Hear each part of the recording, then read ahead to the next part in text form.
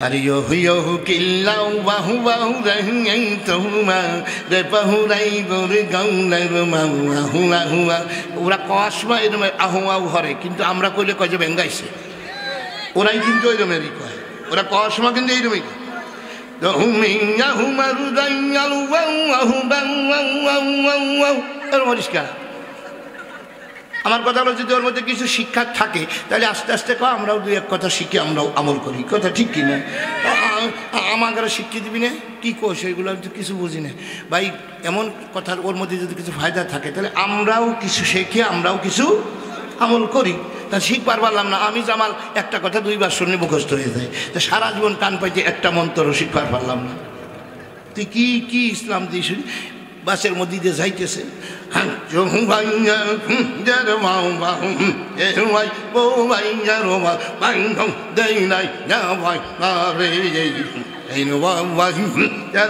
কি কয় ও কি কইল ওদের একটা কথা তো শিখবার দিবি একটু কায়দা হয়ে যায় কথাটা আমরাও শিখবার পারবো এটা কিন্তু ইসলাম হইল না কোন কায়দার ইসলাম রে ভাই আমি তো বলি এই যে কত রুচির মানুষ এইভাবে করে ঝাঁকি ঝুঁকি যদি মারবার পারতাম তাহলে বলতো জামাল ভাই আসেন আমাদের দরবার শরীফে জীবনেও বাইরে যাওয়া লাগবে না সারা বছর আমাদের দরবারে ওয়াজ করবে আরো কত রুচি আছে আর দুটো একটা রুচি বলবো আরো কত রুচি এই গভীরটাতে তো একটু সালাদ মালাদ দিলি ফারা আবার একটু রুচি বাড়বে না কথা ঠিক কিনা তো এই দেখেন আরো রুচি আছে আরো রুচি কত রুচি এবার বলে কেউ ফেরে না খালি হাতে 1000 তোর দরবারে ওরে আল্লাহর ধন রাসূলকে দিলাম আমার আল্লাহ কাছে ফতুর হইয়া এ জোরে কোন নাউজুবিল্লাহ ও রাসূলের ধন খাজাহি লইয়া বৈশাই আছে আজমিরে এ ভাই এই কথা শুনলে ইমান থাকে তাহলে এবারে এই কথা বললেও এক শ্রেণীর আপনার চিন্তা করে জামাল ভাই তো আসলে খাজা ভক্ত আছে ভালো কথা ঠিক কিনা ধরে কত রুচির মানুষ দেখলাম মানিকগঞ্জের ভিতরে একবার ওয়াজ করতে গেছি ভাই যে হুজুর একটু মুর্শিদে গান গাবেন আমি কোনো মুর্শিদে গান ফান তো আমি ভালো জানি না তারপরও ও সারো সারো মুর্শিদ নামের তোহরিরে সারো মুর্শিদ না আহমের তোরি ওরে যে হবে তোর নিদান কালের পারে রুকান রে সারো মুর্শিদ নামের তোহরিরে সারো মুর্শিদ না আহমের তোরি ও ভাই এইটা টান দেওয়ার সাথে সাথে কোরআন হাদিস বললে পারা উহু কয় না আহা কয় না সুবহানাল্লাহ কয় না আলহামদুলিল্লাহ কয় না কিন্তু মুর্শিদ নামের গানে টান দেওয়ার সাথে সাথে আপনার পাগল হইয়া যায় যাদের জন্য আমরা আওয়াজ ব্যয় করেছিলাম তারা আমাদেরকে কিছুই দিতে পারে না আমরা তো আওয়াজ ব্যয় করব তার জন্য ইন্না সালাতি ওয়া নুসুকি ওয়া মাহইয়ায়া ওয়া মামাতি লিল্লাহি রাব্বিল আলামিন নিশ্চয়ই আমার নামাজ আমার কুরবানি আমার বেঁচে থাকা আমার মরে যাওয়া এক কথায় আমার 3.5 হাত বডি দিয়ে যা কিছু হতে পারে সব হবে কার জন্য শুধুমাত্র আমার নির্বাচন আমার ইলেকশন আমার ভোট আমার নোট এইটা শুধু আল্লাহ পাবে না এটা পাবে না কে এটা কে পাবে এটা আল্লাহ তো পাবে না নাকি আমার ভোট আমার নোট আমার মিছিল আমার মিটিং এটা শুধু মানুষের জন্যই হবে এই ব্যাপারটা খালি আল্লাহকে আমরা দিতে পারবো না কথা বোঝেন নাই বোধ হয় সেই জন্য সাউন্ড দিলেন না বিষয়টা কি বুঝছেন আমি কি বলতে চাইছি যে সব কিছুই আল্লাহর জন্য খালি বাংলাদেশের ভোট নোট মিছিল মিটিং এইগুলো শুধু আল্লাহর জন্য হবে না বিষয়টা এরকম নাকি এক কথায় এই বডি দিয়ে যা হতে পারে 3.5 হাত বডি দিয়ে যা কিছু হতে পারে এটা কার জন্য হবে পৃথিবীর কোনো মানুষের জন্য নয় আমি কথা শুরু করার আগে আপনাদেরকে একটা বিষয় একটু অ্যালার্ট করাতে চাচ্ছি বেশি লোক লাগবে না মুসলমানদের বেশি লাগে না মাত্র 313 জন হলে পরেই বাস কায়দা করে ফেলানো যায় কথা ঠিক কিনা ধরে এই জন্য অনুরোধ করবো যে কয়জন আছেন একটু সক্রিয় থাকতে হবে অনেক মানুষ নিষ্ক্রিয় কোনো লাভ নাই আমি আপনাদেরকে বিনীতভাবে অনুরোধ করব, আলোচনাটা যদি আপনারা গ্রহণ করেন মহব্বতের সাথে, ভালোবেসে, বক্তা এবং শ্রোতার মধ্যে যদি প্রেম থাকে, ভালোবাসা থাকে, ওই বক্তা যদি তিতে তিতে কথা বলে ওটাও রসগোল্লার মতোই লাগে। কথা ঠিক কিনা জোরে বলে। আর যেই বক্তা আমার আগের থেকে আর চোখের পাত্র, যা আমি পছন্দ করি না, এই বক্তা রসগোল্লার মতো কথা বললেও তিতে লাগবে। কথা ঠিক কিনা? তো কোরআনের জন্য, ইসলামের জন্য কিছু সময়ের জন্য একটু বন্ধুত্ব করা যাবে না আমাদের সাথে? হ্যাঁ, তাহলে এবার আমরা আরেকটা বার আল্লাহ শুকরিয়া আদায় করি। আগের সাথে এই যে যে আওয়াজে আপনারা শুকরিয়া আদায় করেছেন, এটা 5ই আগস্টের আগের আওয়াজ, 5ই আগস্টের পরের আওয়াজ হিসাবে হয় নাই। কথা ঠিক কিনা জোরে? সকলে জোরে বলি আলহামদুলিল্লাহ। একবার বলি না আলহামদুলিল্লাহ, আলহামদুলিল্লাহ।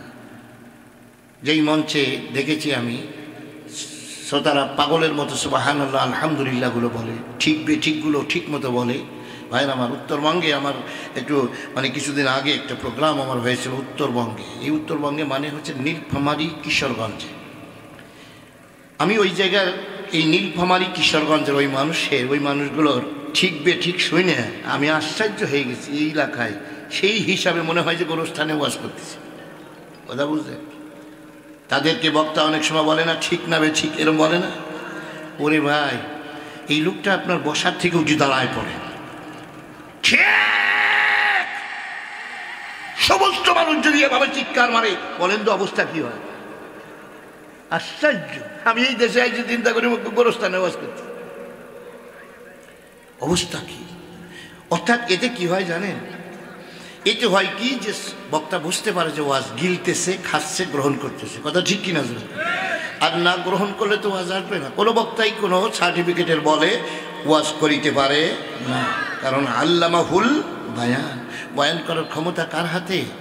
আল্লাহ তাআলার হাতে। কোনোদিনও নোট নিয়ে বসি নাই যে নোট শেষ, ওয়াজ শেষ। আল্লাহকে বলেছি, আল্লাহ এই ময়দানে যে কথাগুলো বেশি প্রয়োজন ওই কথাগুলোই জবানে চালু করে দিও, যেটা বক্তা শ্রোতা সকলেরই হেদায়েতের কারণ হয়। এজন্য আপনাদের কাছেও সেইটা আমি দোয়া চাই। আপনারা একবার বলুন আমিন। সুবহানাকা লা ইলমা লানা ইল্লা মা আল্লামতানা ইন্নাকা আনতাল আলিমুল হাকিম। বন্ধুরে, এইভাবে বসবেন, এইভাবে করে না, আর একটু এগিয়ে আসবেন, একটু আমার দিকে একটু এগিয়ে আসি তো ভাই। এই ফাঁকা ফুঁকো বন্ধ করে একবারে। আর এই গরমের দিনে এত ঢাকছেন কেন ভাই? আশেপাশে এত ঢাকছেন কেন?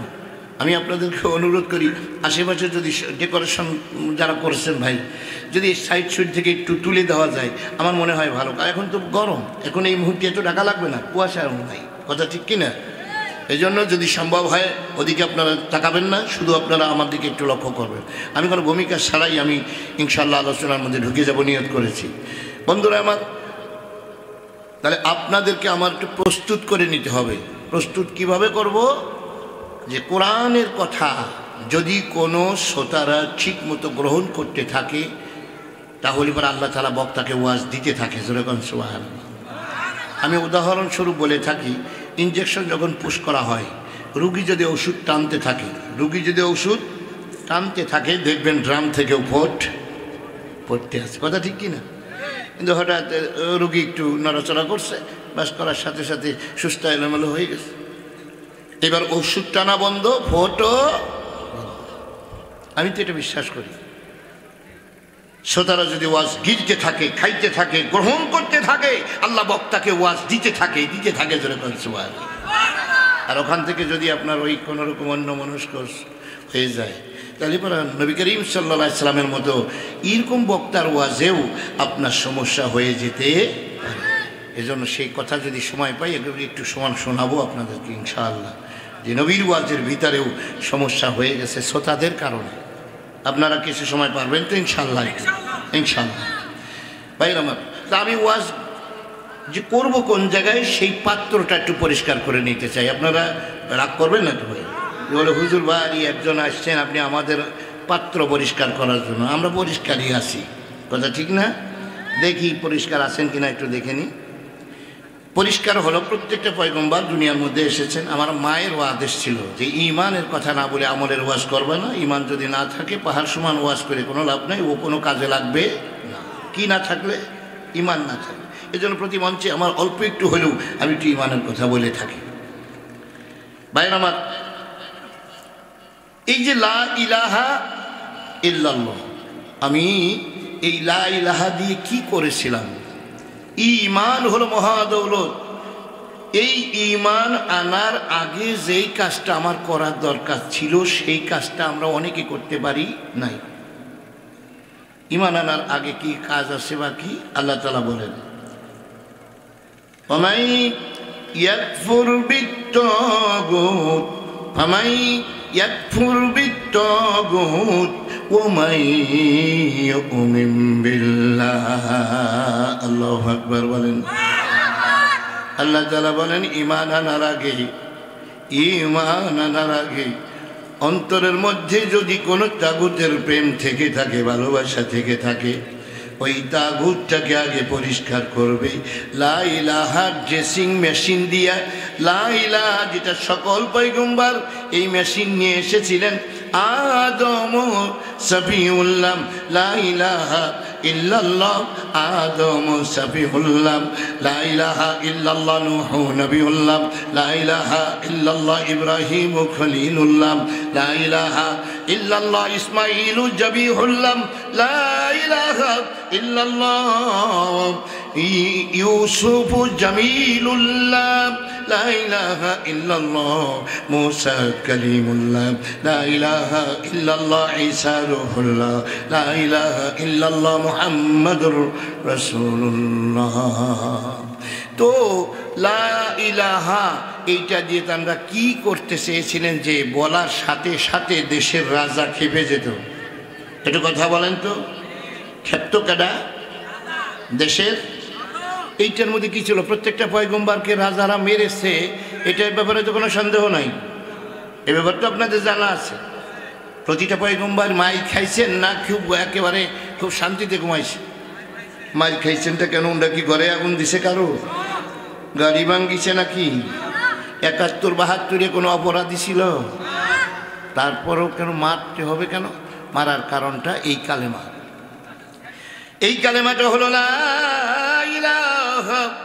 এইটুকু বলে তিনি বোঝাতে চেয়েছেন, মানি না কাউকে মানি না। ফামান ইয়াকফুর বিত-তাগুত, অন্তরের ভিতরে যত তাগুত আছে তার আগে বলে নেই তাগুত মানে কি। আপনারা একটু জানলে একটু বলেন তো তাগুত মানে কি? এই দেখেন হুজুর, হেলিকপ্টারের বক্তা, প্লেনের বক্তার ওয়াজ আমাদের পকেটের মধ্যে আছে। আপনি বোয়ালমারিতে এসে কি ওয়াজ শোনাবেন আমাদের? কথা ঠিক কিনা? তারপরেও কিছু অজানা থেকে যায়। কথা ঠিক কিনা ধরে বলুন? মানে কি আল্লাহ, আমি এটাকে কোনাকুনি যদি বলি তাহলে সময় সেভ হবে, মেনে নেবেন তো ইনশাল্লাহ? কারণ বেশি রকমের কায়দা বায়দা করে বলতে গেলে একটু সময় লাগবে। আর একটু কোনাকুনি যদি বলি তাহলে পরে সময় কম লাগবে। এক কথায় এই কোরআনের দল যেই গোষ্ঠী করে না, এক কথায় যারা কোরআনের দল করে না, কোরআনের দলের বাহিরে, গায়রুল ইসলাম, ইসলামের বাহিরে যারা দল করে, বাংলাদেশের মধ্যে যারা আছে, অতীতেও আপনার এই গ্রুপটা ছিল, এখনো আছে, ভবিষ্যতেও থাকবে। কোরআনের দল বাদে যত দল আছে সব তাগুত। সবগুলোকে কি বলা হয়েছে? তাগুত। তার কারণ বাংলাদেশে আওয়ামী লীগ আছে, বিএনপি আছে, জাতীয় পার্টি, খিলাফতে আন্দোলন, খিলাফতে মজলিস, ইসলামী ঐক্যজোট, শাসনতন্ত্র, BAKSAL, Communist Party, Zaker Party, Workers Party, Jamaat Islam, Chhatra Shibir, ফুরফুরা, চরমোনা, মানিকগঞ্জ, আট্রসি, চন্দ্রপাড়া, মেদিনীপুর, সুরেশ্বর। কওমি আছে, আলিয়া আছে, গোল টুপি আছে, লম্বা টুপি আছে, আছে কিনা বলেন? ওহাবি আছে, সুন্নি আছে, মিলাদ দাঁড়াই পড়া গুরু, বসে পড়া গুরু, আমি দিয়ে পড়া গুরু আছে না? না, নবী নূরের তৈরি, মাটির তৈরি, পিতলের তৈরি, মেলা তৈরি, বিভিন্ন লাইনে গবেষণা চলছে। কথা ঠিক না বেশি? এইভাবে করে হাজারো দল আছে, কিন্তু আল্লাহ তাআলা কোরআনের মধ্যে মাত্র 2টা দলের নাম ঘোষণা করেছে। কয়টা দল? হিজবুল্লাহ, হিজবুল শাইতান। আল্লাহ বলেন অত দলের কিরানিগিরি করার সময় আমার নাই। দল ভাগ করে সংক্ষেপে নিয়ে আসছে, একটা আল্লাহর দল আর একটা শয়তানের। এই জন্য ওই পাশেও আল্লাহ 2টা জায়গা বানায় রেখেছেন। মরণের পরে কয়টা জায়গা আছে? 2টা জায়গা। একটু কথা বলবেন আমার সাথে সাথে, একটু কথা বলবেন, তাহলে ঘুম আসবে না। মরণের পরে কয়টা জায়গা? জান্নাত আর জাহান্নাম। হ্যাঁ, জান্নাত আর জাহান্নাম মরণের পরে। এগুলো আপনারা যারা প্রশ্নের মুখোমুখি হয়েছেন আপনারা নোট রাখতে পারেন। পরবর্তীতে যে জায়গাটা আসতেছে জান্নাত আর জাহান্নাম, তালিবারা দুনিয়ার মধ্যে কয়টা দল থাকা উচিত? ওই দুইটা দলই আল্লাহ তাআলা রেখেছেন, একটা আল্লাহর দল, একটা। যদি পৃথিবীতে কোনো ব্যক্তি বলে যে আমি আল্লাহর দল করি না, তবে শয়তানের দলও করি না, এই লোকটা সত্যবাদী না মিথ্যাবাদী? মিথ্যাবাদী। এই লোকটা যদি মক্কার ঘরে দাঁড়ায় পড়ে 30টা কোরআন শরীফ মাথায় নিয়ে বলে যে আমি শয়তানের দল করি না, তাহলে কি বিশ্বাস করা যাবে? তারপরে ওই লোকটা শয়তানের দলই করে, সে বলুক আর। তার কারণ যাকে আল্লাহর দলে পাওয়া যায়নি ও কোথায় আছে? মাঝখানে দাঁড়াবার কোনো সুযোগ আছে? যদি কোনো ব্যক্তি বলে আমি আল্লাহর দল করি না তবে শয়তানের দলও করি না, মিথ্যাবাদী। এই লোকটা কি করে ও? তাহলে পরে স্বতন্ত্র করে নাকি? কি করে? কোন দল করবো? মায়ের আমার, যদি মাঝখানে আর একটা দল যদি আপনার স্বীকার করতে হয়, তাহলে জান্নাত আর জাহান্নামের মাঝখানে আরো একটা জায়গাও বানাতে হবে। কথা ঠিক কিনা? অতএব সেটা নাই যেহেতু, তাহলে এটাই ঠিক যে জান্নাত আর জাহান্নাম দুনিয়া দলও দুইটা। কারোর ভালো লাগুক আর মন্দ লাগুক, যেই লোকটাই আল্লাহর দল করে না লোকটা শয়তানের দলে আছে। আর শয়তানের দল করতে আল্লাহ তাআলা নিষেধ করেছেন, আল্লাহ তা'বুদুশ শাইতান ইন্নাহু লাকুম আদুউম মুবিন ওয়া আনি'বুদুনি হাযা সিরাতুম মুস্তাকিম। আল্লাহু আকবার। শয়তানের গোলামি করো না, শয়তানের দল করো না, কারণ সে তোমাদের প্রকাশ্য দুশমন। তোমরা আমি আল্লাহর দল করো, আমি আল্লাহর গোলামি করো, এটা হলো সরল সঠিক পথ। আর সঠিক পথের গন্তব্য হলো আল্লাহর জান্নাত। জোরে কোন সুবহানাল্লাহ। বন্ধুরে আমার, তো কোন দল করব আমরা? খুব আস্তে বলেন ভাই। আমাদের এই দেশের কি যে হয়েছে, এমন ভাইরাস লাগছে ভাই। আমরা এই ওয়াজ করতে, মুসলমানের মধ্যে ওয়াজ করতে ডর লাগে, হিন্দু বৌদ্ধ খ্রিস্টানদের মধ্যে ওয়াজ করতে বেশি একটা ভয় লাগে না। জীবনে দেখলাম না একটা হিন্দু লোক আসে মঞ্চের থেকে বক্তার মাইক্রোফোন কাড়িয়ে নিয়ে গেছে, এরকমের পরিবেশ আমরা দেখি নাই। কিন্তু মুসলমানরা বক্তার মাইক্রোফোন কাড়িয়ে নিয়ে যায়, এইগুলো অনেক দেখছি। বটি নিয়ে স্টেজের উপর চলে আসে, রা রা করে বক্তারে জবাই করার। কারা করে জানো? মুসলমানরা। মুসলমান আজ পর্যন্ত শুনছেন কোন হিন্দু বৌদ্ধ খ্রিস্টানরা এই বক্তাদের মাইক্রোফোন কাড়িয়ে নিয়ে গেছে? কারণটা কি? ওরা কারা? ওদের ভিতরে তাগুতের প্রেম আছে, তাগুতের ভালোবাসা। দ্বিতীয় বৃহত্তম মুসলিম কান্ট্রি বাংলাদেশ। এই বাংলাদেশে আমি বঙ্গবন্ধুর আদর্শের সৈনিক, এই কথা যতটা হাত নিয়ে বলা যায়, আমি জিয়াউর রহমানের আদর্শের সৈনিক, এই কথাটা যত হাত নিয়ে বলা যায়, যেই আল্লাহ তাআলা আমার জীবনদাতা, আমার বিধানদাতা, আমার হায়াতদাতা, মরণদাতা, সুখদাতা, দুঃখদাতা, মাঠ ভরা ফসল দান করে যেই আল্লাহ, কলিজা জোড়ানো সন্তান দান করেছে যেই আল্লাহ, অক্সিজেনটা বন্ধ করে দিলে এখনই মরে যাব, সেই আল্লাহ দান করি, এ কথা বলার কোনো হাত বাংলাদেশের কারো নাই। ও হাত মরে গেছে, ও হাতে ভাইরাস লাগছে। কত হাত দিয়ে বলে আমি বঙ্গবন্ধুর আদর্শের সৈনিক, আমি জিয়াউর রহমানের আদর্শের সৈনিক। এবারটা বঙ্গবন্ধুর আদর্শের সৈনিক হও, সমস্যা নাই। আজাদ জিয়াউর রহমানের আদর্শের সৈনিক হও, কোনো সমস্যা নাই। ছোট্ট মৌলবী বলে গেলাম, যদি আপনি এই সমস্ত লোকের আদর্শের সৈনিক হয়ে থাকেন তো কবরে 3 নম্বর প্রশ্নের জবাব আপনি দিতে পারবেন। গেল গা, 3 নম্বরটা শেষ। কার আদর্শের সৈনিক হতে হবে? মুহাম্মাদুর রাসূলুল্লাহ সাল্লাল্লাহু আলাইহি ওয়াসাল্লামের আদর্শের সৈনিক। আর আইন চলবে কার? আলা লাহুল খালকু ওয়াল আমর ইনিল হুকমু ইল্লা লিল্লাহ। সৃষ্টি করেছেন যিনি, আইন চলবে তিনার, পৃথিবীতে কোনো মানুষের আইন চলবে না। আপনাকে কোরআনের কথা শোনাবো, আমি এই জন্য বলছিলাম আপনার ভাণ্ডটা একটু পরিষ্কার করে নিয়ে নিই, তা না হলে এই ভেজাইলে জায়গায় যদি আমি কোরআনের কথা বলি তাহলে পারা আপনার ঈমান বাড়বে না। কারণ কোরআন যখন পেশ করবে তখন যাদাতহুম ঈমানা, আপনার তো ঈমান বাড়ার কথা, কিন্তু ঈমান বাড়বে না রে, শয়তানি বেড়ে যাবে। এই জন্য বলছিলাম ভাই যে তালিপাড়া একটু ভাণ্ডটা একটু পরিষ্কার করে নিতে চাই, তাহলে কষ্ট হবে না তো? তাহলে অন্তরের থেকে এই মুহূর্তে এখন কোরআনের কথা বলার আগে সর্বপ্রথম একটু তাকায় দেখেন, চক্ষু বন্ধ করে নিজের মাথাটা একটু নিচু করে, কিরে ব্যাপারটা কি?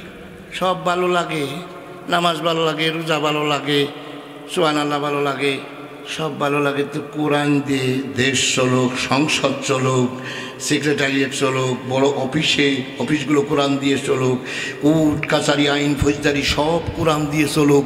এই কথা কওয়ার সাথে সাথে মুখখান পুড়িয়ে যায় কেন? কলিজার মধ্যে জ্বলে ওঠে কেন? যদি এরকম ভাব হয় তখন আপনি কারোর ফতোয়ার অপেক্ষায় বসে থাকবেন না, নিজের ফতোয়া নিজে নিয়ে বলবেন যে তুই মস্তেক হয়ে গেছিস। তুই কি হয়ে গেছিস?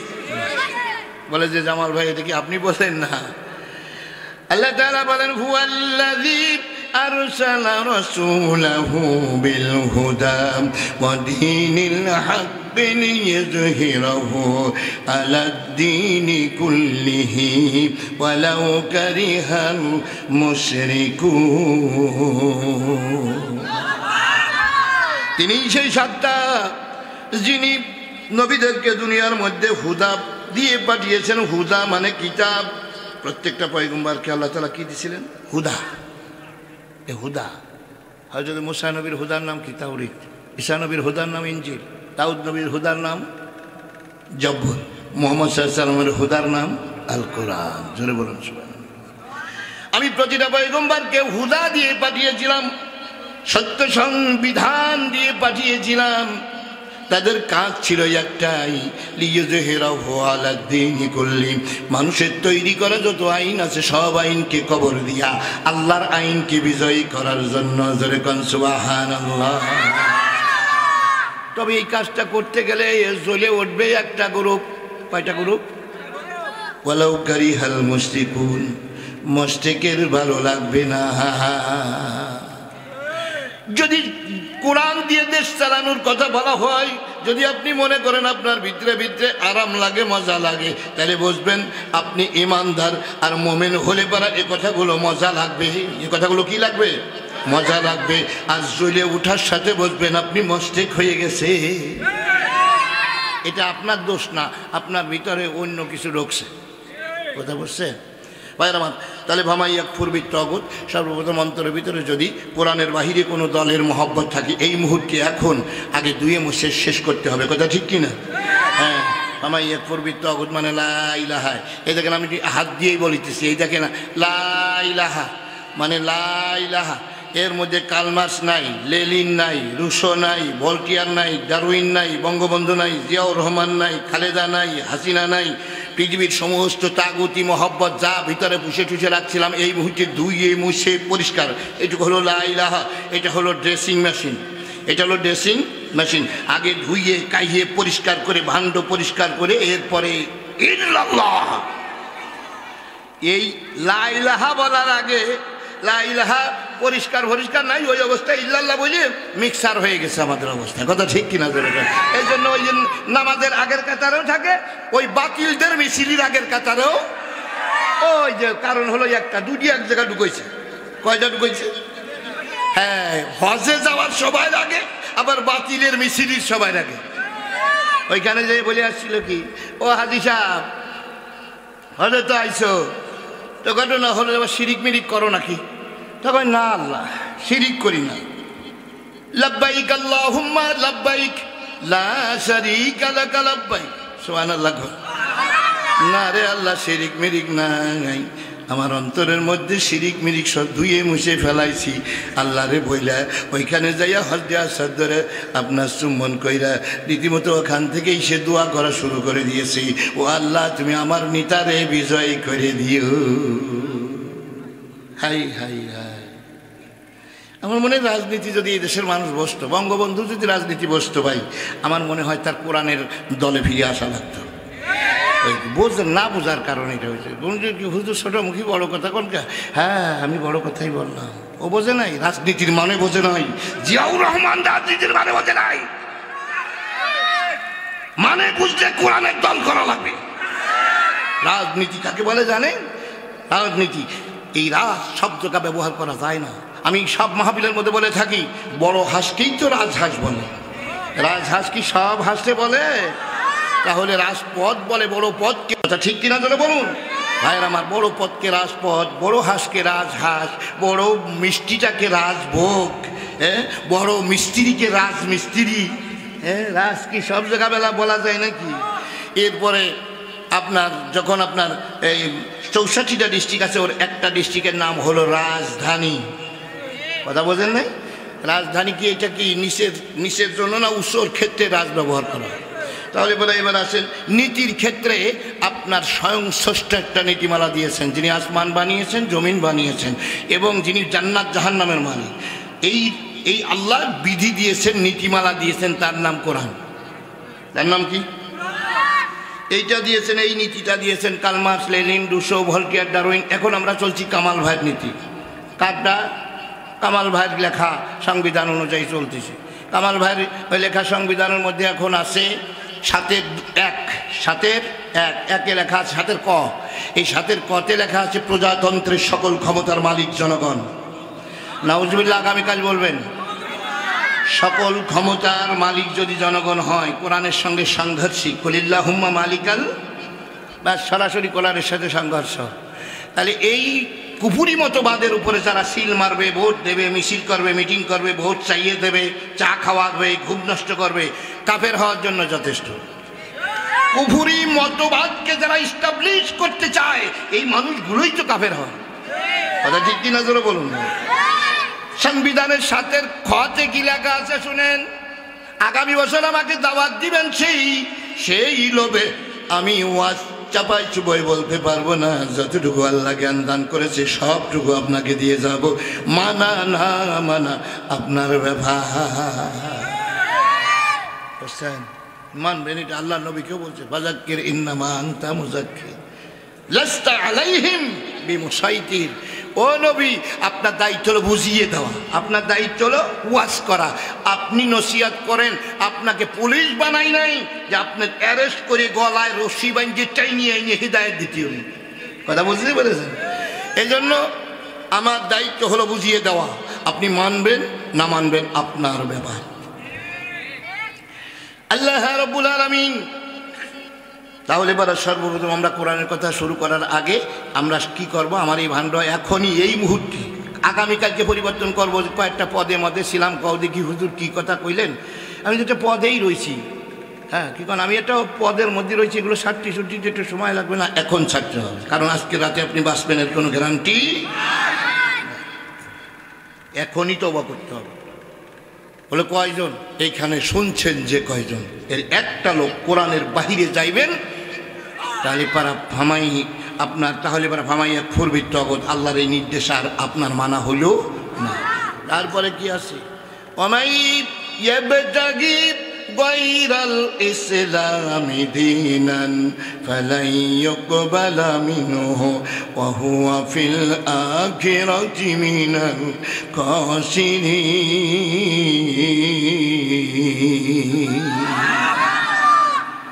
যেই ব্যক্তি আল্লাহর বিধান বাদ দিয়া মানুষের তৈরি করা বিধান তালাশ করলো, আল্লাহ তাআলা বলেন তোমার জীবনের একটা সুবহানাল্লাহ আমি কবুল করব না। পাহাড় সমান তাহাজ্জুদ নিয়ে উঠবা, খালি কোরআনের দল বাদে যে কোনো একটা দলের অনুসরণ করেছো তুমি, আমি আল্লাহ সইতে পারি না, কারণ আমার কোরআন কি যথেষ্ট না। আল্লাহ তাআলা সহ্য করতে পারে না ভাই। এই জন্য বলি আস্তে, এই জন্য বলি আমার আমলটা ঠেকাতে হলেও কোরআনের পক্ষেই আসা লাগবে। কথা ঠিক কিনা? আপনি কি যাই হোক মোটামুটি কনকনে শীতের মধ্যে নামাজ কালাম পড়েন কি পড়েন? পড়েন তো। কাঠফাটা রোদের মধ্যে, এত বড় গরমের মধ্যে রোজাটা তো রাখেন। 6 লাখ 7 লাখ টাকা খরচ করে একটা হজ তো করেন। তাহলে এই কোরবানি করেন 2 লক্ষ টাকার আইডিয়া।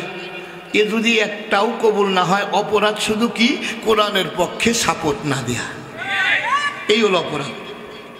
তাহলে পরে আমি আমার আমল ঠেকাতে হলেও তো আমার কোরআনের পক্ষেই আসতে হবে, কথা ঠিক কিনা জোরে বলুন।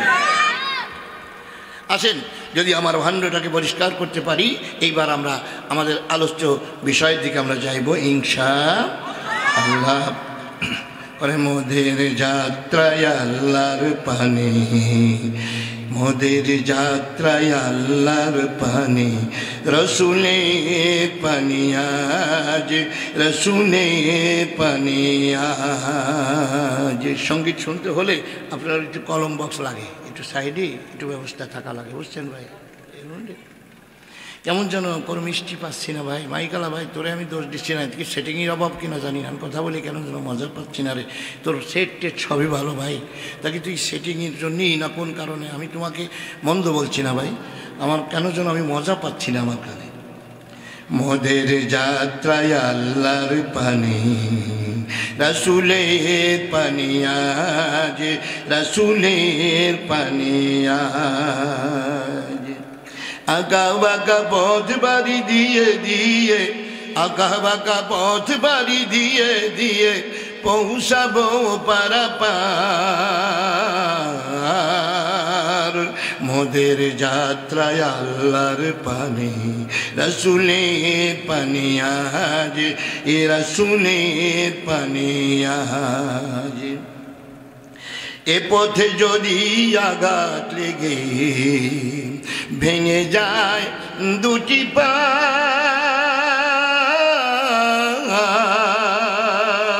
এ পথে যদি বুলেট লেগে হে উড়ে যায় দুটি পা, হাত দিয়ে হেঁটে মঞ্জিলে যাব, হাত দিয়ে হেঁটে মঞ্জিলে যাব, শয়ে শয়ে বেদনা। কোন রাঙা পথ রঞ্জিত হবে, কোন রাঙা পথ রঞ্জিত হবে, বিপ্লবী কাফেলার, শহীদি কাফেলার। মোদের যাত্রায় আল্লাহর পানি, রসুলের পানি আজ, এ রসুলের পানি আজ। আঁকা বাঁকা পথ বাড়ি দিয়ে দিয়ে, আঁকা বাঁকা পথ বাড়ি দিয়ে দিয়ে পৌঁছাবো পারাপার।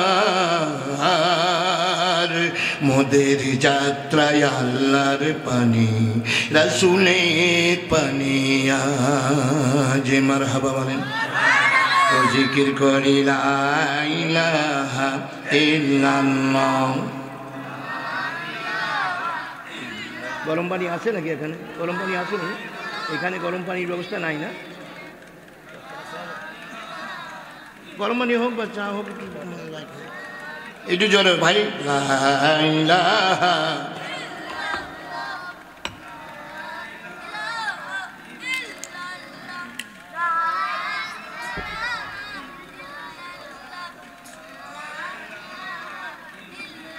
তুমি খুদা অথই পারাপার,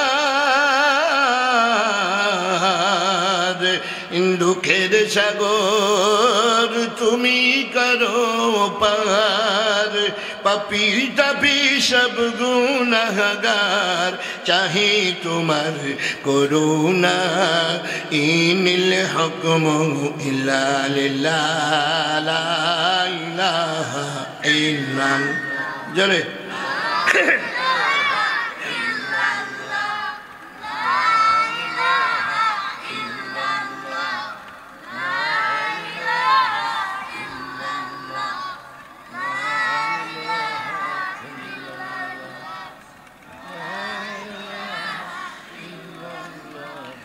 লা ইলাহা ইল্লাল্লাহু মুহাম্মাদুর রাসূলুল্লাহ সাল্লাল্লাহু আলাইহি ওয়াসাল্লাম। এইবার কালেমা পড়ে এবার আমরা কি করলাম, যদি এইভাবে কালেমা পড়া হয় তাহলে 80 বছরের কাটটা কুফরি গুনাহ আল্লাহ মাফ করে দেন। কালেমা খালি পড়লেই গুনাহ মাফ হয়? কি করেন? সকাল সন্ধ্যা বসে লা ইলাহা ইল্লাল্লাহ, লা ইলাহা ইল্লাল্লাহ, লা ইলাহা 100 বার। কতবার? কিন্তু মানে ও নিজেও বোঝে না, যার সামনে কয় সেও লা ইলাহা মানে বিএনপি মানি না। কই যাস খেতে বাংলায় কালেমা পড়িয়ে দেহ, তোর বাড়ি ঘুমানোর কাজে থাকবে। লা ইলাহা মানে আওয়ামী লীগ মানি না। লা ইলাহা মানে খাজা বাবা গাজা বাবা মানি না। লা ইলাহা মানে আপনার কবর পূজারি মানি না। লা ইলাহার কথা বলেছিল ইব্রাহিম নবী, এই নমরুদ তোরে মানি না, তোর বিধান মানি না। খেপে গেল দেশের রাজা, খেপে গেল দেশের নবীদের প্রতি। ওরে পাবলিক খেপে না গো, কালেমার আওয়াজ শোনার সাথে খেপে যায় দেশের রাজা।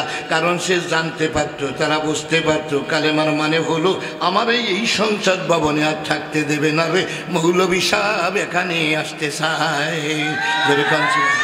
এই কালেমার মানে হলো তাই। একজন পয়গম্বর বেঁচে থাকা অবস্থায় পৃথিবীর কারো কোনো রাজত্ব করে এটা আল্লাহ বরদাস্ত করে না।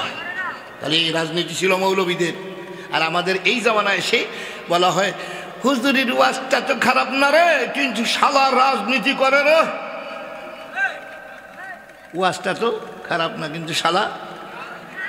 খুব অল্প দিনের মধ্যে জানিয়ে যাবেন যে রাজনীতি করতে পারলে তার ওয়াজ কপালে জুটবে, নাইলে পারা বিনা রাজনীতি কোনো বক্তা ওয়াজে আনা যাবে। যে ইমাম সাহেব রাজনীতি করতে পারবে সে মসজিদ ইমামতি করবে, রাজনীতি করতে না পারলে সেই ইমামের মসজিদ কোনো জায়গা। এটা অল্প কয়েকদিনের মধ্যেই আপনারা বুঝতে পারবেন ইনশাআল্লাহ। রাজনীতির মানে বোঝে নাই। আমি কথাটা বড় কথা বলে ফেলেছিলাম, ব্যাখ্যা তো দিয়েছি। সবচাইতে নীতির জগতে শ্রেষ্ঠ নীতির নাম হলো রাজনীতি, আর সেটা হলো আল কোরআন। জোরে বলুন সুবহানাল্লাহ। যদি বলেন হুজুর পৃথিবীতে তাহলে আর যে নীতিগুলো আছে এই নীতিকে কি নীতি বলবো? আমি জামাল জীবনেও কোনোদিন ওটাকে রাজনীতি হিসাবে মেনে নেই নাই। আমি কোনোদিন আমার জবান দিয়ে ওটাকে রাজনীতি বলি নাই। আমি ওটাকে বলেছি দুর্নীতি, মাইরে খাওয়ার নীতি, পেট নীতি। আচ্ছা শোনেন, এইটা আজ পর্যন্ত শুনছেন কেউ যে আমি আওয়ামী লীগে ভোট দিচ্ছি, নৌকো মার্কায় ভোট দিচ্ছি কবরে রাজাব একটু মাপ হওয়ার জন্য, ছেড়ে পেটের জন্য? বিশ্বাস নয় বালিশি মাথা রেখে আপনি একটু চিন্তা করবেন। এখানে একটা নির্বাচনের আগ দিয়ে একটা নৌকার একটা অফিস বানাবেন। মাত্র একদিন, 2 দিন, 3 দিন নেতারা খবর নেয় নেই, বিড়ি দেয় নেই, পরের দিন বন্ধ রেখে বাড়ি। আর ইসলামী দলগুলো টাকা দিয়ে রাজনীতি করে। জোরে কনসুমার টাকা দিয়ে রাজনীতি করে। কথা বোঝেন না? এই নীতির সাথে ওই নীতির তুলনা হয়। হ্যাঁ বন্ধুরা আমার, তাহলে বেলা শুনেন, যদি কোরআনের নীতি হয় রাজনীতি, পৃথিবীতে মানুষের তৈরি করা নীতি যত আছে, নীতিকে কখনো আজ থেকে আর রাজনীতি বলা যাবে না। ওটা হলো মেরে খাওয়ার নীতি, পেট নীতি, স্বজন প্রীতির নীতি। ওই নীতি কোনোদিন রাজনীতি হতে। রাজনীতি করেছে হযরতে দাউদ আলাইহিস সালাম, দেশের রাজা ইব্রাহিম, হযরতে সুলাইমান নবী ছিলেন দেশের রাজা, হযরতে ইব্রাহিম আলাইহিস সালাম দেশের রাজা, হযরতে ইয়াকুব আলাইহিস সালাম দেশের রাজা, হযরতে ইউসুফ নবী মিশরের রাজা, হযরতে আইয়ুব আলাইহিস সালাম 30 বছরের রাজা, হযরতে মূসা নবী দেশের রাজা, হযরতে ঈসা নবী দেশের রাজা। হবে টাইমে ফাঁসির অর্ডার হয়ে গেল। আল্লাহ তাআলা কুদরতি কায়দায় আসমানে উঠাই নিয়ে গেছি। এই দেশের রাজা ছিলেন হযরতে মুহাম্মদুর রাসূলুল্লাহ সাল্লাল্লাহু আলাইহি ওয়াসাল্লাম ছিলেন দেশের রাজা, আবু বকর দেশের রাজা, হযরতে ওমর রাদিয়াল্লাহু তাআলা দেশের রাজা, উসমান গনি দেশের রাজা, হযরতে আলী রাদিয়াল্লাহু তাআলা আনহু দেশের রাজা। এই দেশের মৌলবীরে কানে কানে কইছে মৌলবী সাহেব ইমামতি করবা তো খালি রাজনীতির আলোচনা করবা না। আর আমাদেরকেও মঞ্চে আসতে হুজুর সব ওয়াজ করবেন, খালি রাজনীতি করবেন না। ভাই এই যে রাঙ্গামূলো কান্দি একটা জায়গা আছে ভাই, ভিডিও হইতেছে, আবার ওই এলাকার লোকজন না শুনে ফেলায়, বুঝিছেন? ওই রাঙ্গামূলো কান্দি, ওইখানে আমি একবার ওয়াজে গেলাম, যাওয়ার পরে আমারও বলতেছে হুজুর মাটির উপরের কোনো ওয়াজই শুনবো না, মাটির উপরের কোনো ওয়াজই শুনবে না। কথা বলছি, কোন জায়গাটা শুনবা? মাটির তলে, মরার পরেরটা শুরু করবা, মরার পরে। তার মানে উপরেরটা বলতে গেলেই আপনাকে রাজনীতি এসে যায়। তো তার চাইতে কবরে একের মরার পরেরটা শুরু করবা। এখন আমি চিন্তা করছি কোন জায়গায় থেকে স্টার্ট করি। তা আমি বললাম যে ঠিক আছে, কুল্লু নাফসিন যায়কাতুল মউত, সবাই তো মরতে হবে। ইজা জা আজালুহুম লা ইস্তাখিরুনা সাআতান ওয়া লা ইস্তাকদিমুন। আজল যখন আসবে কাউকে ছাড় দেবে না। কথা ঠিক কিনা? এবার আমি মরে গেছি। এবার কি হয়েছি? মরে গেছি। ভাই শুনতেছেন আপনারা? তাহলে আমরা এবার কি মরার থেকে শুনলাম? আমি বললাম যে তো মরে গেলাম, মরছি। এইবার মরে যাওয়ার পরে আমার কাজ কি? বলে গোসল দিয়ে দাও। গোসলের পরে এইবার কাফন পরাইয়া দাও। কাফনের পরে এইবার জানাজাও হয়ে গেল। এইবার যখন চারজনে কাঁধে করে কবরের দিকে নিয়ে যায়। কোন দিকে নিয়ে যায়? কবরের দিকে নিয়ে যায়। কবরের পাশে যাওয়ার সাথে সাথে দুইটা লোক লাফ দিয়ে কবরের মধ্যে নামলো। নামার সাথে ধরাধরি করে নিচের দিকে নামায়। আর ইমাম সাহেব বলে জোরে জোরে সবাই পড়তে থাকেন, বিসমিল্লাহি ওয়া আলা মিল্লাতি রাসূলিল্লাহ। ইমাম সাহেব আর কয় জোরে জোরে পড়েন, সবাই জোরে জোরে পড়েন, বিসমিল্লাহি ওয়া আলা মিল্লাতি। আল্লাহর নামে রসুলের আদর্শের উপর রসুলের দলের মধ্যে দিয়ে গেলাম। আল্লাহ নবী যদি গ্রহণ করে, আবু জেহেলও যদি মানিয়ে নেয়, আমাদের কোনো আপত্তি আছে? কোনো আপত্তি নয়। আমরা কোনোদিন প্রতিবাদ মিছিলও করবো না, এই আইন মানি না, মানবো না, কিচ্ছু করবো না। আবু জেহেলও যদি মানিয়ে নেয়, আমাদের কোনো দুঃখ। কিন্তু তা তো তিনি বলবেন না। তিনি বলবেন সুহকান দূর হয়ে যা, আমি তাজা মানুষের নবী। আমি কি নবী? আমি তাজা মানুষের নবী, আমি পচা লাশের নবী না। এই লোকটা যতক্ষণ রুহু তার জানত ছিল, তার সে বেঁচে ছিল, অতক্ষণ পর্যন্ত আমি রসুলের আদর্শ নিজে মানত না। যারা মানার জন্য কথা বলতো, ওই মানুষগুলো কেউ সে সুস্থ থাকতে দিত না। ভাইয়ের আমার, আমি তাজা মানুষের নবী। ওর সারা দিরাত বড়িতে আমি রসুলের আদর্শ নাই, ওর বাপ বেটার মধ্যে রসুলের আদর্শ নাই, ওর স্বামী স্ত্রী ভিতরে রসুলের আদর্শ নাই, ওর ব্যবসা বাণিজ্যের মধ্যে রসুলের আদর্শ নাই। আমার নবী একজন আদর্শ স্বামী ছিলেন, আদর্শ একজন নবী ছিলেন, আদর্শ স্বামী, আদর্শ পিতা, আদর্শ আপনার নানা, আদর্শ শ্বশুর, আদর্শ একজন প্রতিবেশী, আদর্শ একজন তিনি কি ছিলেন? মাতবার ছিলেন, সমাজের মাতবার। আদর্শ একজন কৃষক ছিলেন, আদর্শ একজন শ্রমিক ছিলেন, আদর্শ একজন মনিব ছিলেন, আদর্শ একজন সৈনিক ছিলেন, আদর্শ একজন সেনাপতি ছিলেন, আদর্শ একজন ব্যবসায়ী ছিলেন, আদর্শ একজন চিফ জাস্টিস ছিলেন, আদর্শ একজন রাষ্ট্রনায়ক ছিলেন। জোরে গান সুবহানাল্লাহ। তাইলে কোন সেক্টরে তোরে আমি দেখলাম না আমি রসুলের আদর্শ মানার জন্য তোর সাড়ে দিনাত বডির মধ্যে রসুলের আদর্শ নাই, বাপ বেটার মধ্যে নাই, স্বামী স্ত্রীর ভিতরে নাই, তোর ব্যবসা বাণিজ্যের মধ্যে আমি রসুলের আদর্শ ভালো লাগে নাই, এইভাবে করে তোর কোর্ট কাছারিতে আমি রসুলের আদর্শ ভালো লাগে নাই, রসুলের আদর্শ ভালো লাগে নাই। এই কথা বললে পরা কি ওই লোকটার ঈমান থাকে? রসুলের আদর্শ ওই যে শুনেন নাই যে একজন লোক, এক মুসলমান ইসলাম যখন বিজয় লাভ করে, তখন উনি এক ইহুদির একটা জমি দখল করে খাচ্ছিল। ইহুদি বলল যে দেখো ভাই, তুমি যে এরকম জগৎ দখল করে খাচ্ছ, তা তোমার নবীর কাছে আমি সালিশ দেব, তোমার নবী যদি তোমারে দিয়ে দেয় আমার কোনো আপত্তি নেই। দলিল পর্চা দেখে নবীজি সালিশ করে দিলেন ইহুদির পক্ষে। সুবহানাল্লাহ বলে দেওয়ার পরে এইবার এই মুসলমান যেটা, উনি আর কি বলে বরাবর লাগলো, কি কেমন দল করি, কেমন দল, আজকে দলটা ক্ষমতায়, আমরা কি কম কষ্ট করছি নাকি? কোরবানি করেছি, মক্কা সাইডে মদিনায় আসছি, আমরা যথেষ্ট কোরবানি করছি, দেশ বাড়ি সারছি, ঘর বাড়ি সারছি, তাতে আজকে আমাদের এই দল এখন ক্ষমতায়, একটু জমি খাচ্ছিলামই নয়, একটু জমি, কথা কি বুঝতে পারছি? তাতে সালিশটা করে দিলেন নবীজি ইহুদির পক্ষে। ইহুদি এ সালিশ আমি মানি না। নাউজুবিল্লাহ ধরে তা কোহানে মারু ও আপিল করবার গেছে ওমর রাদিয়াল্লাহু তাআলা আনহুর বাড়ি। কোহানে আপিল করতে গেছে, যাই বলতেছি ভাই ওমর, আমার একটা সানি বিচার করে দাও। কি বিচার? এ সানি বিচার কইলে পরে বোঝা গেল যে আগে একটা হয়েছে। সানি বিচার মানে আগে একটা হয়েছে। যখনই বলছে সানি বিচার করে তা বলে আগে কোন কোর্টের থেকে রায় হয়েছে, তা বলে যে মুহাম্মাদুর রাসূলুল্লাহ সাল্লাল্লাহু আলাইহি ওয়াসাল্লামের কোর্ট থেকে। জোরে করে সুবহানাল্লাহ।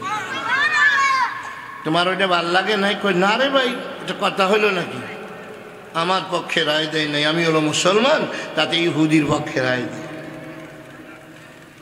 বলার সাথে সাথে ওমর রাদিয়াল্লাহু তাআলা আনহু বললেন, তুমি বসো, আমি একটু লাল কিতাব বাইর করে নিয়ে আসি। ঘরের ভিতর যাইয়া একটা তরবারি নিয়ে আসছে ভাই, একটা কবে 2 ভাগ করে ফেলেছে। সুবহানাল্লাহ বলে।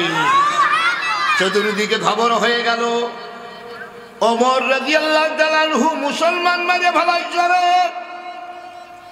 এ মুসলমান মাঝে ফেলাইছে, কেমন ধর্ম কেমন, তার কর্মীরা এখন মুসলমান মারা ধরছে।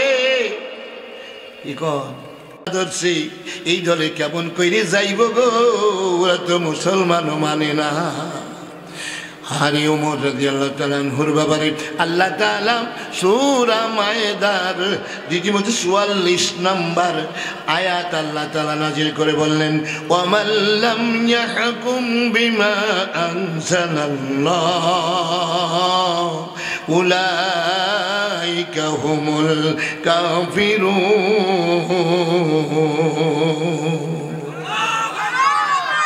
এই কারে মুসলমান বলো? যেই লোকটা আল্লাহর নাজিল কৃত কোরআন দিয়ে নবী করিম সাল্লাল্লাহু আলাইহি সাল্লাম সালিশ করেছে, সেই সালিশ যে মানে না, সে কোনোদিন মুমিন থাকতে পারে না। উলাইকা হুমুল কাফিরুন, উলাইকা হুমুজ জালিমুন, উলাইকা হুমুল মুনাফিকুন। আল্লাহ তাআলা দেখেন না, অনেক সময় সূরা যখন মারে ডাকাতি, প্রথমে একবার মারছে, একবার মারাতে কাবেজ হয়ে গেছে, তারপরে আবারও মারছে, তারপরে আবারও মারছে, তার মানে নিশ্চিত না হওয়া পর্যন্ত কুবাইতে আছে। দেখছেন অবস্থা? মাত্র একবার পরপর 3টা আয়াতের মধ্যে। যারা কোরআনের আইন মানে না, রাসূলের সালিশ মানে না, ওরা কি না? মুসলমান না। ওরা কি না? এটা তো জামাল ভাই বললো নাকি? কেডা বলছে? আল্লাহরে যদি দরবার পারত এই জাতি, আমার মনে হয় যে কি হচ্ছে আল্লাহই জানে। আল্লাহরে দরবার পারে না, এগুলো কিছু করবার পারে না। কোরআনের পাতা কেটে দেওয়ার ক্ষমতা নাই, তাই কাটে না। কিন্তু যেই মৌলবী বলতে আছে, মৌলবীরে যত দূর সম্ভব ওই মৌলবী সাবরে জনমের মতো দুনিয়ার থেকে বিদায়, কত শত শত মানুষ বিদায় করে দিল গো জনমের মতো। রীতিমতো গুম করে দিল, খুন করে দিল, চক্ষু উড়ে দিল, হাত পাও ভেঙে দিল, হাতের নখগুলো তুলে দিল। অপরাধ একটাই, ওয়ামা নাকামু মিনহুম ইল্লা আইয়ুমিনু বিল্লাহিল আজিজিল হামিদ। আল্লাহু আকবার। আল্লাহ তাআলা বলেন, ওদের আর কোনো অপরাধ নাই, ওদের কোনো অপরাধ নাই। অপরাধ একটাই, ওরা আল্লাহর দল করে, একটাই অপরাধ। আর কোনো দুনিয়ার মানুষের অমুক নেতা তমুক নেতার দল করলে তার কোনো অসুবিধা হয় না, আল্লাহর দল করলেই তার সমস্যা হয়ে যায়। এও আজ জানি আমার বেশি সময় ভালো লাগবে না, তার কারণ এটারও ইতিহাস আছে। নবী করিম সাল্লাল্লাহু আলাইহি ওয়াসাল্লাম 39 বছর কোরআন ছাড়া বয়ান করেছিলেন।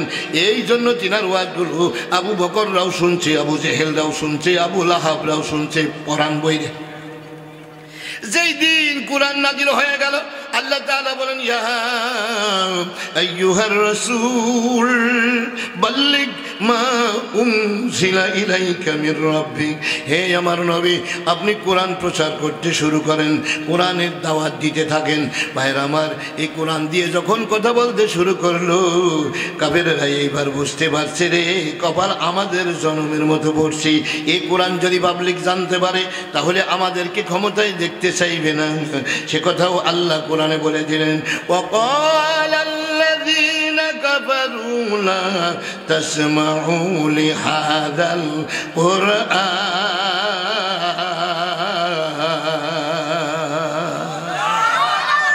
আল্লাহ তাআলা রীতিমতো সেই কথা কোট করে দিয়েছেন। কাফেররা বলল, এই খবরদার, তোমরা কোরআন শুনবা না, কোরআন শুনবা না।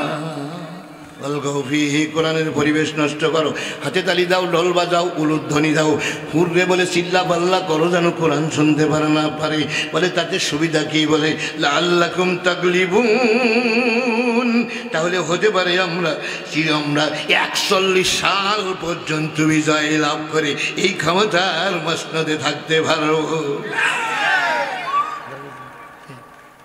ভাই, তাহলে বোঝা গেল যে এই কথাটা আজকের না, এ বহুত আগে ও ছিল আছে। এ মোহাম্মদ সাল্লাল্লাহু আলাইহি সাল্লামের পাগল যদি আইতো কোরআনের ময়দানে থাকে, আবু জেহেলের পাগলরা বোধহয় নাই? ওরা কি শেষ হয়ে গেছিল? না। এই যে আপনারা আসছেন, আপনার তো নবীর পাগল, আল্লাহর পাগল, কোরআনের পাগল, তাহলে আবু জেহেলের পাগলরা নাই? আস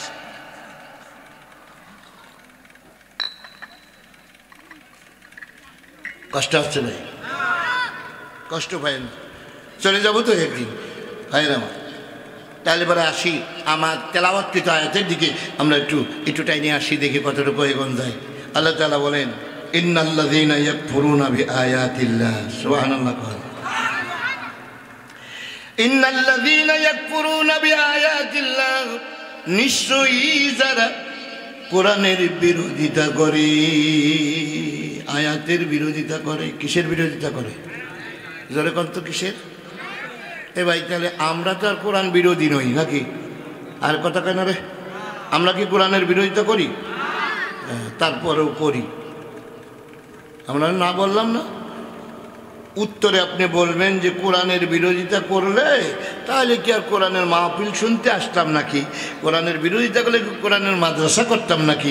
কোরআনের বিরোধিতা করলে কি কোরআনের মাদ্রাসায় চাঁদা দিতাম নাকি?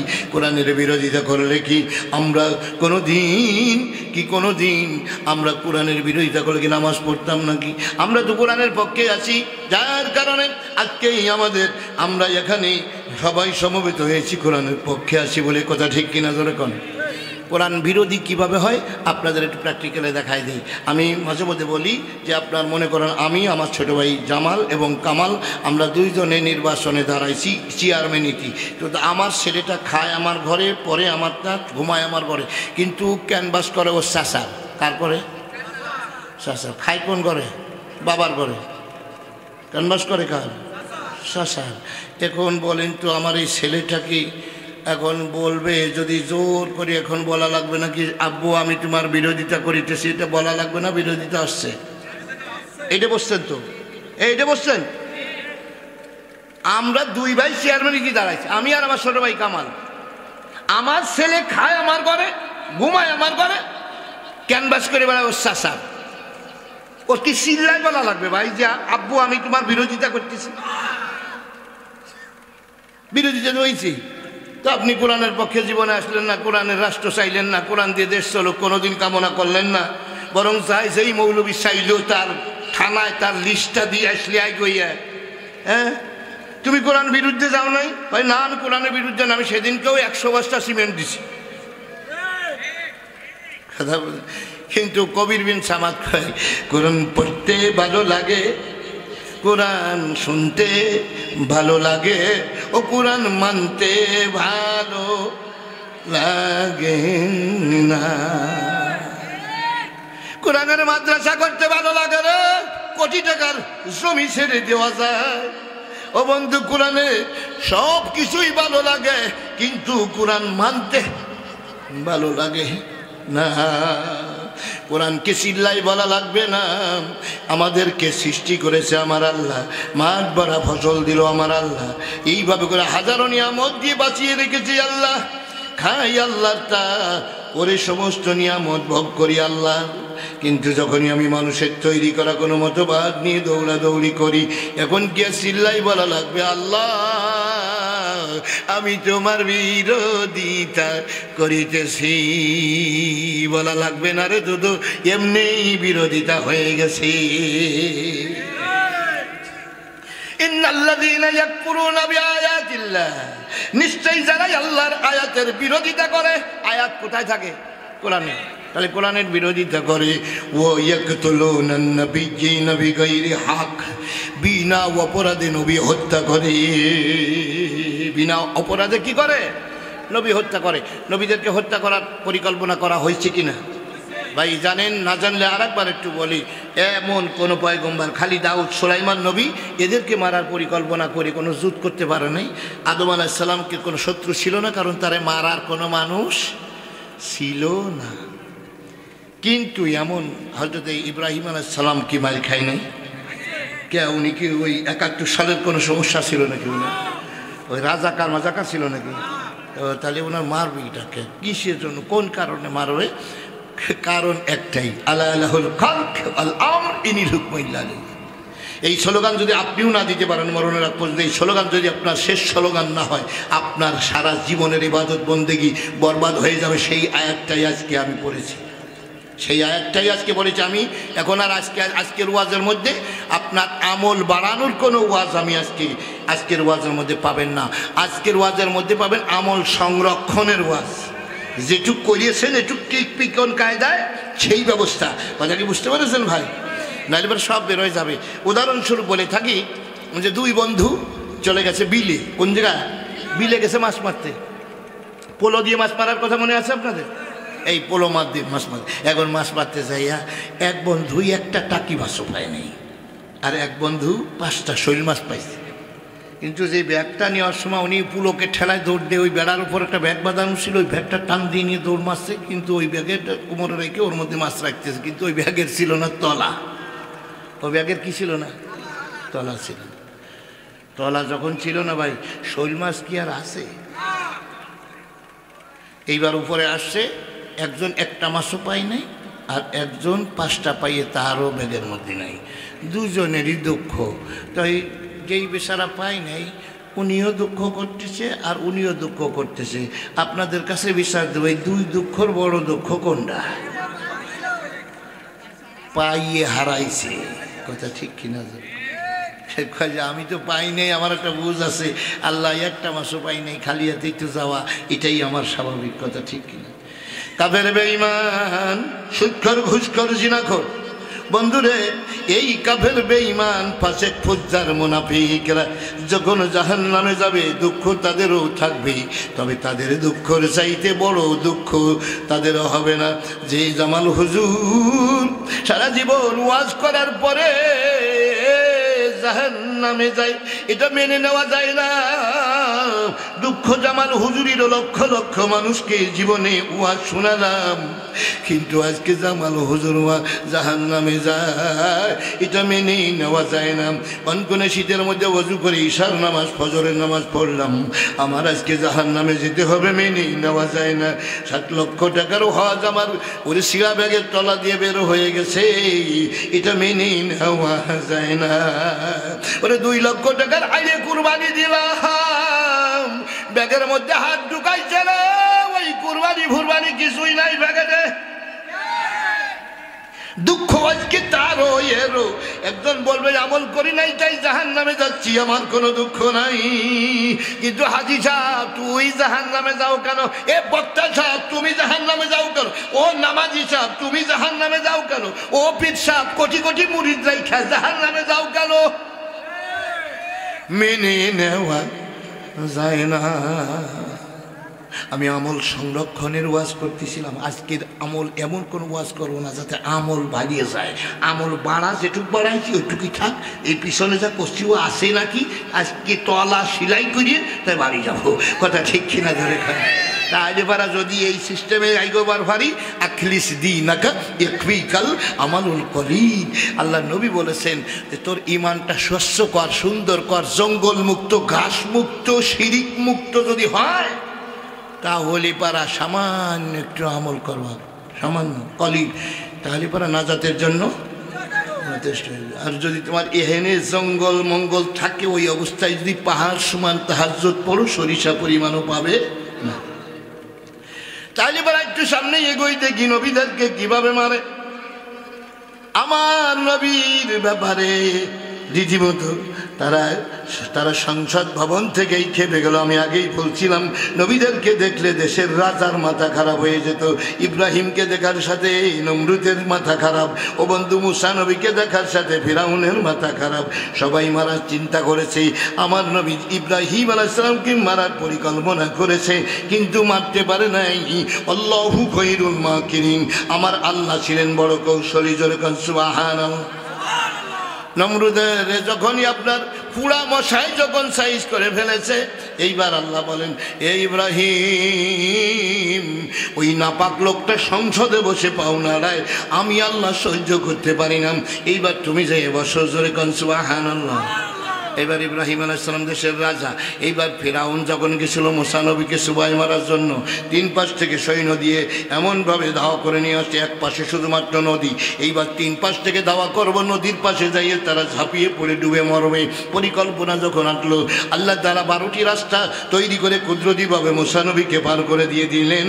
কিন্তু ফিরআউনের তার দলবল সহকারে ইন্দুর সুবর্ণের মতো সুবাইয়া সাহিজ করে দিয়েছে। পৃথিবীতে যারা জনমের মতো ইসলামী দলগুলোকে জনমের মতো বিদায় করে দিতে চাই, দাদারে মনে কিছু নিবেন না।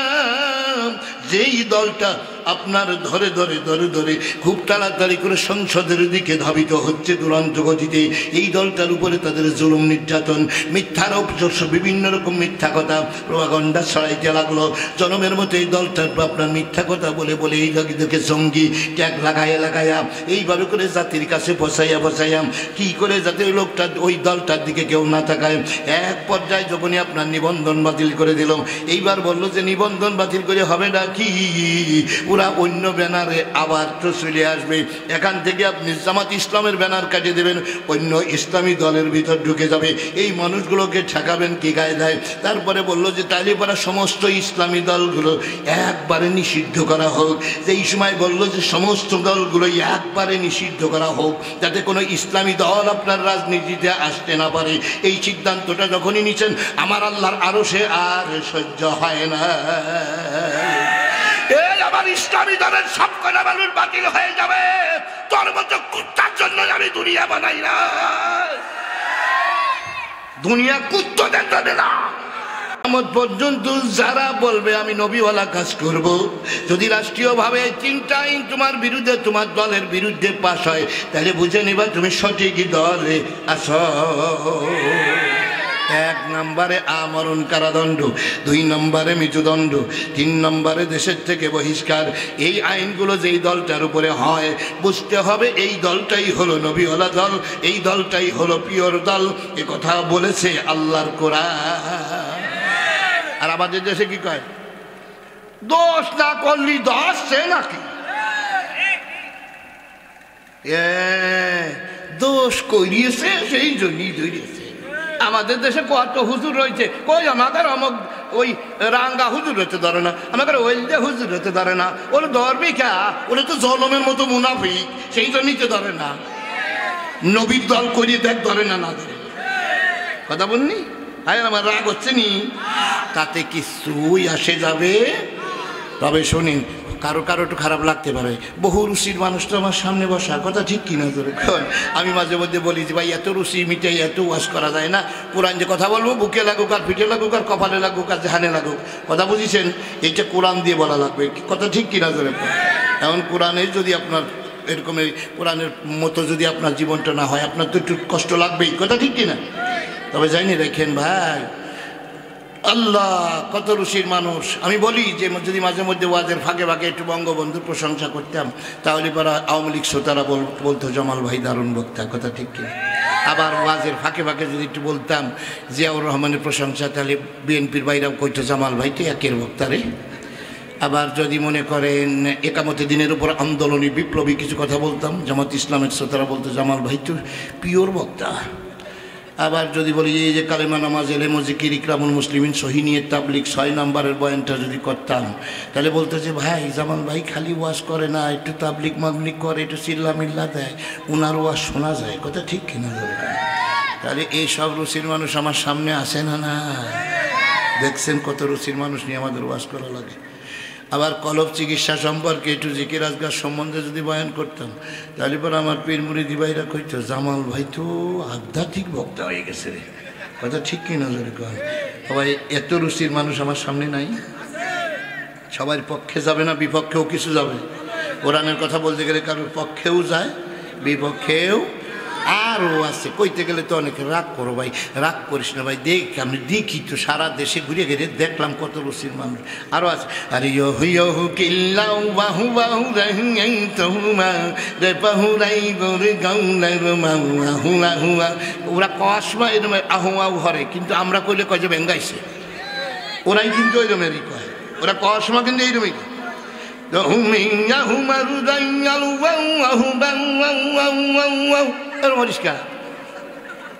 আমার কথা হলো যদি ওর মধ্যে কিছু শিক্ষা থাকে তাহলে আস্তে আস্তে আমরাও দুই এক কথা শিখে আমরাও আমল করি, কথা ঠিক কিনা? আমাকে শিখিয়ে দিবি না কী কোষ, এগুলো আমি তো কিছু বুঝি না ভাই। এমন কথার ওর মধ্যে যদি কিছু ফায়দা থাকে তাহলে আমরাও কিছু শিখে আমরাও কিছু আমল করি। তা শিখবার পারলাম না, আমি জামাল একটা কথা দুইবার শুনে মুখস্থ হয়ে যায়, তা সারা জীবন কান পাইতে একটা মন্ত্র শিখবার পারলাম না। তুই কি কি ইসলাম দিয়ে শুনি? বাসের মধ্যে দিয়ে যাইতেছে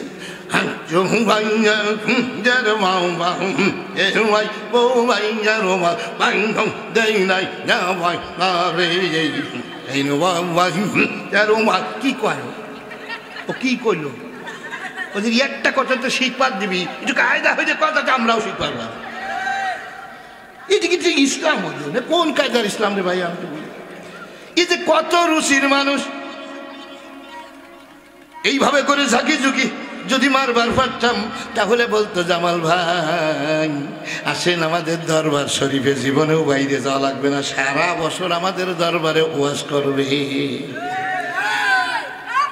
আরো কত রুচি আছে, আর যদি একটা রুচি বলবো আরো কত রুচি। এই গভীরটাতে তো একটু সালাদ মালাদ দিলি ফারা আবার একটু রুচি বাড়বে না, কথা ঠিক কিনা? হ্যাঁ দেখেন আরো রুচি আছে, আরো রুচি, কত রুচি।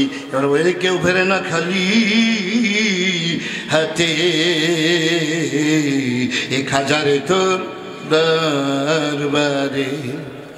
ওরে আল্লাহ ধন রাসূলকে দিয়াম আমার আল্লাহ গাছে ফতুর হইয়া, এ জোরে কন্যা নাউজুবিল্লাহ। ও রাসূলের ধন খাজা হিলইয়া বৈশাই আছে আজমিরে। এ ভাই এই কথা শুনলে ইমান থাকে? তাহলে এবার এই কথা বললেও এক শ্রেণীর আপনার চিন্তা করে জামাল ভাই তো আসলে খাজা ভক্ত আছে ভালো, কথা ঠিক কিনা? ধরে কত রুচির মানুষ দেখলাম। মানিকগঞ্জের ভিতরে একবার ওয়াজ করতে গেছি, ভাই যে হুজুর একটু মুর্শিদে গান গাবেন। আমি কোনো মুর্শিদে গান ফান তো আমি ভালো জানি না, তারপরও ও সারো সারো মুর্শিদ নামের তোহরিরে, সারো মুর্শিদ না আহমের তোরি। ওরে যে হবে তোর নিদান কালের পারে রুকান রে, সারো মুর্শিদ নামের তোহরিরে, সারো মুর্শিদ না আহমের তোরি। ও ভাই এই টান দেওয়ার সাথে সাথে কোরআন হাদিস বললে পারা উহু কয় না, আহা কয় না, সুবহানাল্লাহ কয় না, আলহামদুলিল্লাহ কয় না, কিন্তু মুর্শিদ নামের গানে টান দেওয়ার সাথে সাথে আপনার পাগল হইয়া যায়। তাইলে দেখে তাহলে বড় মানুষ কত রুচির মানুষ, কত রুচি, আগণিত রুচি। আল্লাহ ভাইয়ের আমার এত রুচি মিটাই কেউ ওয়াজ করা। আবার একটা রুচি আছে আর একজনে তারা বলতেছে যে সিজদার মতো সিজদা হলে এক সিজদাতে চলে, তবে কেন আলিমগণে আরো দিতে বলে?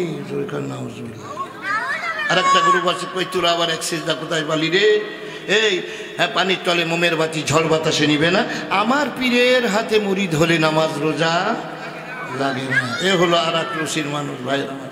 এই যে কত, এই জন্য ভাই আমি বলি এত রুচি মিটাই ওয়াজ করা যাবে না। ওরা কথা বলবো কোরআনের কথা। এইবার বলেন তাহলে কবরের মধ্যে যাওয়া লাগবে কিনা আমাদের? কবরের মধ্যে যাওয়ার পরে আমি কি বলছিলাম? বিসমিল্লাহি আলা মিল্লাতি রসুলিল্লাহ, আল্লাহর নামে রসুলের দলের উপর দিয়ে গেলাম। নবীজি বললেন চৌকান দূর হয়ে যা, তফাৎ চলে যা, সরে যা। ভাইয়ের আমার এই কথা যদি বলে আর কোনো জায়গায় যাওয়ার মতো দাঁড়াবার মতো জায়গা আছে? এইবার নাই আরও কিছু সময় একটু উইকেটে টিকে থাকলাম, প্রথমবার না হয় আউট নাই বা হলাম।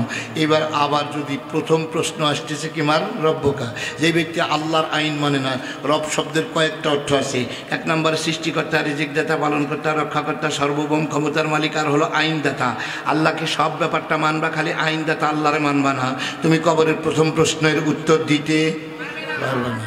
তারপরে 2 নম্বরে আপনার ওমান দিনুকা, কবরের 2 নম্বর প্রশ্ন হলো যেই লোকটা এইটাকে সংবিধান না মানে, এই যে আমার হাতের দিকে তাকান, এইটাকে সংবিধান হিসাবে না মানবে, এই লোকটা 2 নম্বর কবরের প্রশ্নের উত্তর দিতে। আমার দিনুকা, দিনুকা তোমার সংবিধান কি ছিল? তখন সাথে সাথে সে বলে ফেলবে যে দিন ইয়াল কালমার্স, আমার সংবিধান ছিল কালমার্স। বাস এরপরে বলবে যে আমার হাজার রজুল্লাহ জি বই সাফিকুম, এই বেটাকে ডারে এই যে দেখতে দেখা যাইতেছে আল্লাহ নবীকে দেখানো হবে, যেরকম সুবহানাল্লাহ। উনিকে দাও মানে হাজার রজুল রাজিবু ইসাবিকুম, জানবে শুধু তারাই যারা দুনিয়ার মধ্যে স্লোগান দিয়েছে আমার নেতা তোমার নেতা। তোমরাও একটু কওরে বা দোস্ত সবাই একটু বলো আমার নেতা তোমার নেতা, আল কোরআনের আলো। কোন জায়গা ঘরে ঘরে আজ জ্বালাস তোকের পায়ে ধরি, ঘরে ঘরে জ্বালানোর কারণে ওই জায়গা ফাঁকা পাইয়ে কাফের বেদিন আপনার 560 কিলোমিটার বেগে চালাইছে।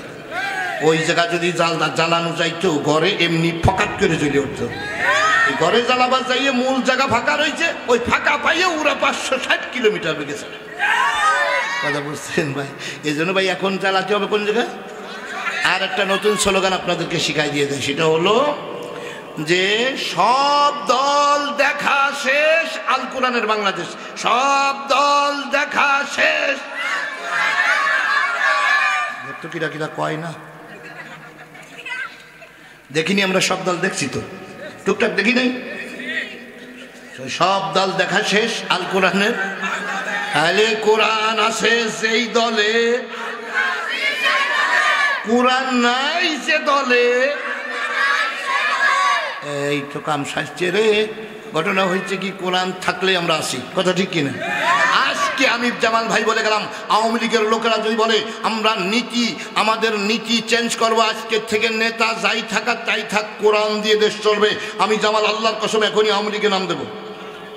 কারণ আমি এখনই আওয়ামী লীগে নাম দেবো যদি তারা বলে যে এইটা দিয়ে চলবে। কোনটা? এই যে আপনাদের প্রতি আমাদের কোনো রাগ নাই, রাগ হলো সংবিধান কেন চলবে না, রাগ হলো আল্লাহর কেন চলবে না, এইটা দিয়ে চলেন। আজকেই আমি আওয়ামী লীগে যোগ দেব।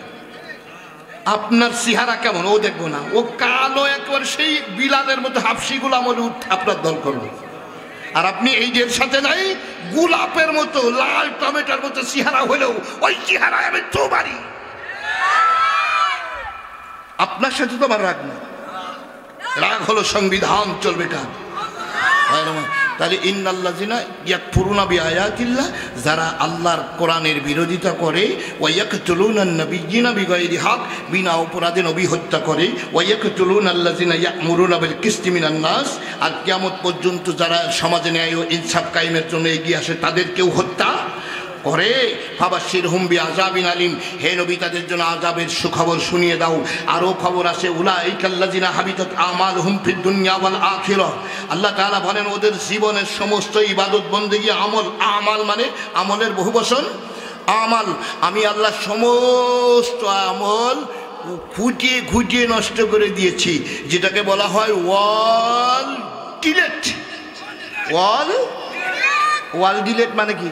মানে কিছু কিছু আছে আর কিছু কিছু এরকম মাথায় বাড়ি হয়ে যাবে গো ভাই, মাথায় বাড়ি। এই জন্য আমি আপনাদের হাতে ধরবো, পায়ে ধরবো। আজকে থেকে কিসের পক্ষে থাকবো? কোরআন পড়ানো হয় যে প্রতিষ্ঠানে, কোরআনের ওই প্রতিষ্ঠানের বিরোধিতা করব? তাহলে এবার অন্তত পক্ষে এখন একটু পরীক্ষা হয়ে যাবে। ইন্নাল্লাহা আশতারা মিনাল মুমিনিনা আনফুসাহুম ওয়া আমওয়ালাহুম বিআন্না লাহুমুল জান্নাহ। আল্লাহ তাআলা বলেন যিনি মোমেন তার টাকাটা আর ওই লোকটারে আমার খুব দরকার। বলেছে কেটা? তুমি যদি মোমেন দাবি করো তোমারও আমার একটু দরকার, তোমার পকেটের পয়সাটাও আমার দরকার। মোমেন যারা না, ওর পকেটে কোটি টাকা থাকলে ও টাকা আমি ঘৃণা করি। আল্লাহ তাআলা বলতেছেন যে আমি মোমেনের জান আর মাল ক্রয় করে নিয়েছি বেহেশতের বিনিময়ে। তো আপনার কি বেহেশতের দরকার? বলে হয় দরকার। তাহলে দুটো জিনিস লাগবে, আপনারও লাগবে আর আপনার মালও লাগবে। আমরা যখন জীবনটা দেওয়ার পজিশন আসে তখন জীবন দিয়ে দিব, একটু মাল দিয়ে দেওয়া যাবে ভাই? আল্লাহর ঘরে আমরা কোরআনের পক্ষে থাকার ওয়াজ করলাম এতক্ষণ, আমি আপনাদেরকে বিনীতভাবে অনুরোধ করছি, ও দাদা অন্তত পক্ষে, আমি জানি না এখানে কোন ক্যাটাগরির মানুষ আছে, অতিথিবিন্দু যারা আছে, 10,000 টাকা দেওয়ার মতো একটা লোক কি আমরা এখানে পাবো?